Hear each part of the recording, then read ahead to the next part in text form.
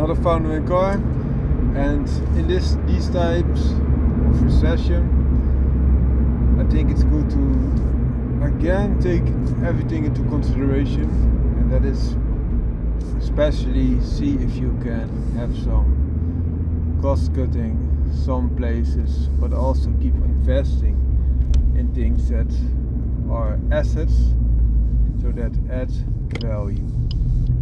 By adding value, let's see what this moped is going to do. By adding value, you will create some income, even if other things are not bringing in the bacon, so to say. So that's something I would really advise to keep doing. I'm now driving the ZC33S, which is a very nice moped, very torquey as you saw, but also quite okay on fuel because it has a mild hybrid system in place. So even for the cost savvy entrepreneur, this is an option that you could consider. Also because the cost of getting one is quite mild if you compare it to other hot hatches. Especially in the B segment where this car is operating, it's the cheapest one you can get, and it's quite close to the Fiesta ST and i20N in some markets, because the technology of Suzuki is quite costly, and they developed a very light chassis, so they had some lightweight technology in there, which is of course costing a little bit more. And also a lot of technology and a lot of standard options already in place. There it goes. There it goes. But in the Netherlands this is not the case. And why is that? Because in the Netherlands you're especially being penalized. So you get just get a financial additional burden by cars that consume a lot of fuel. And since this car is a hybrid, it is quite okay on fuel. Another car that you could really consider, especially in the Netherlands, is the Yaris 1.5 hybrid, because that car is still quite perky.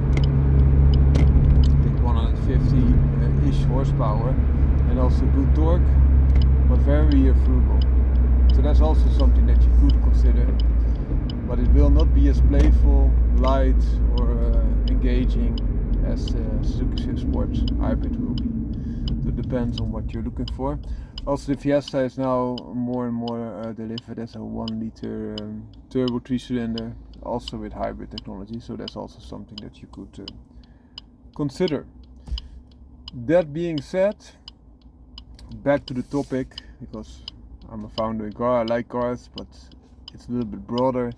Also, if you can cut some costs on your energy bill, this is a good thing, of course. It's not as simple as when you are cold, add another layer. So for example a vest or a sweater.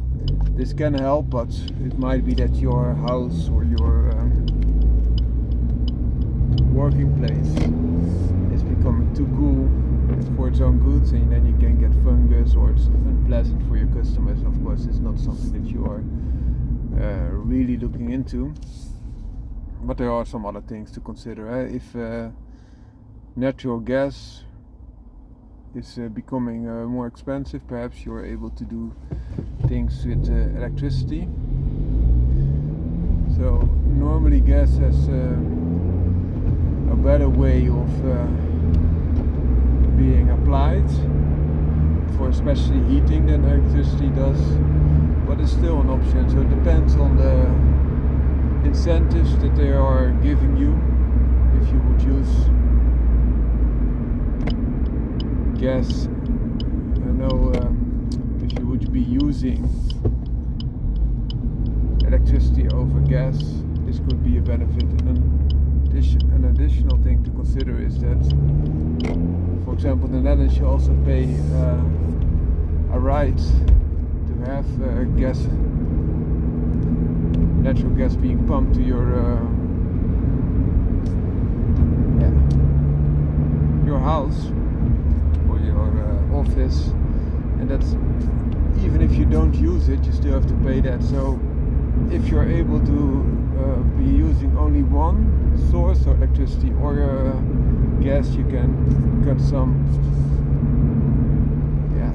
expense as well. So something to consider.